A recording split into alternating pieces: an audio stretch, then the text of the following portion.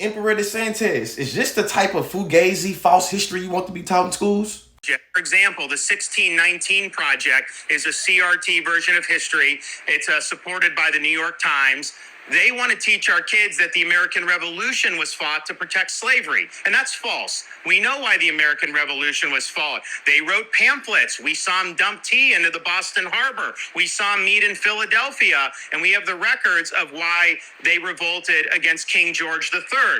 And so it was the American Revolution that caused people to question slavery. No one had questioned it before we decided as Americans that we are endowed by our Creator with unalienable rights and that we are all created equal. Then that birthed abolition movements. So you can't teach history that's being used to pursue an ideological agenda. You can't teach that the foundations of our country were somehow...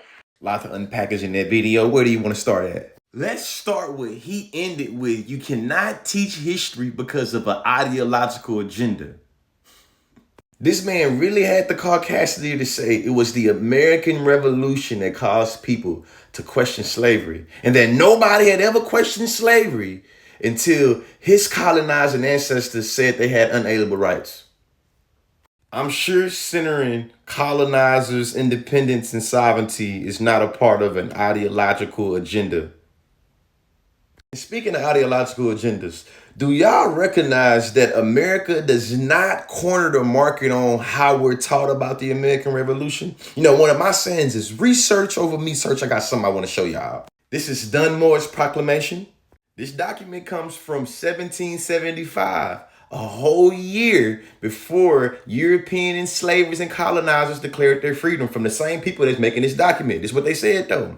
It promised freedom to any indentured servants, enslaved Africans, and others held in bondage by American revolutionaries in so long they were willing to bear arms for British troops fighting against these American forces. I know we love to teach American history from a white standpoint that centers the white experience in its totality. However, it is a fact that if enslaved Africans tried to fight for the British Army, they were granted their freedom. Here's another funny thing about this Emperor DeSantis whitewashing in history, right? They love to talk about how the Republican Party, the GOP, the Grand Old Party is the party of Lincoln, the party of Frederick Douglass. You want to know why it's the party of Frederick Douglass?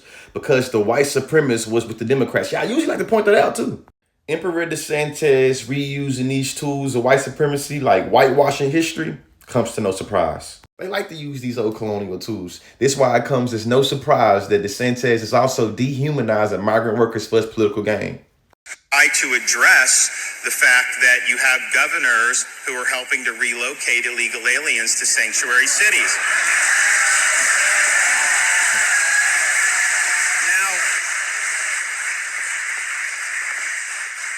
He didn't scramble to get his cabinet together when we had millions of people illegally pouring across the southern border.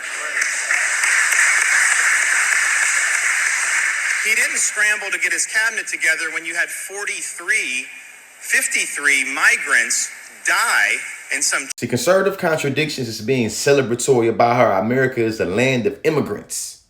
And then you criminalize and you dehumanize migrant workers that came to America seeking asylum legally. Imagine if DeSantis' Italian ancestors was treated the same way he treated these migrant workers when they came over here to America on boats. Oh, education is elevation. Seeing this tweet wasn't surprising either, man. Shocking to learn that the company hired by DeSantis receiving over $1 million in taxpayer money to fly migrants from Texas has close ties to Republican PACs and political allies of DeSantis and my guys. So we see, not only is Ron DeSantis trying to give us this settlers move to innocence telling of history, he's also in settler solidarity with other Republicans like Matt Gaetz to use non-white bodies as disposable for political gain. And for y'all that don't know, when I said settlers move to innocence, I'm talking about the strategies or positionings that attempt to relieve the settlers of feeling of guilt or responsibility without giving up land, power, or privilege without having to change much at all. Because when you make the claim, nobody was talking about challenging slavery until European colonizers got their freedom, it literally gives... Hey, man, in order for y'all to get y'all freedom, we had to colonize and erase indigenous people, man. Education is elevation, facts over feelings, and do better.